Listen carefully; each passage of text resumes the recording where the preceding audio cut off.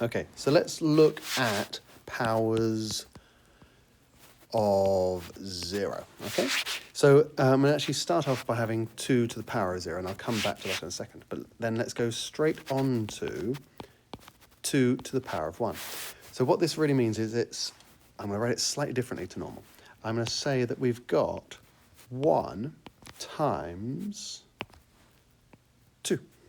Okay, well, 1 times 2 is 2. And then I'll try the next one. 2 to the power of 2.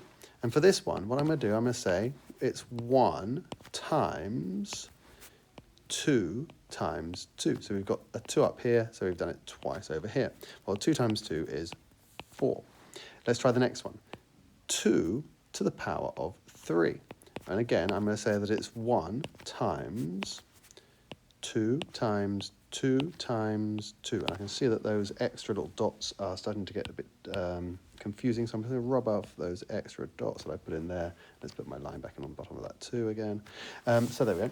We've got our answers coming up nicely. Let's say that 2 times 2, so 1 times 2 times 2 times 2 is 8. And you can see that what's happening to the numbers is that they are 2 times bigger each time. There we go, it goes times 2.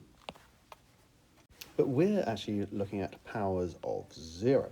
So let's try some of those. If we had 0 to the power of 1, let's see what that equals.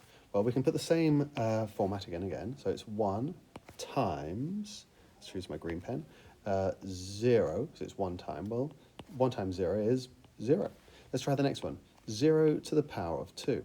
So we've got, it's 1 times, there's my little dot representing the times again, 0 times 0. Well, 1 times 0 is 0. And you can probably work out where this is going to go. In fact, all numbers that go on like this are always going to be 0. Let's see. We had 0 to the power of 99. And so you do 1 times 0 times 0 times, and so on. But the answer is still going to be 0.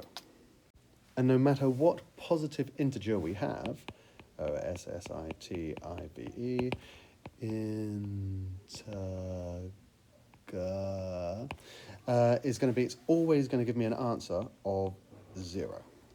Now, there may also be a chance when you can have 0 to the 0 power.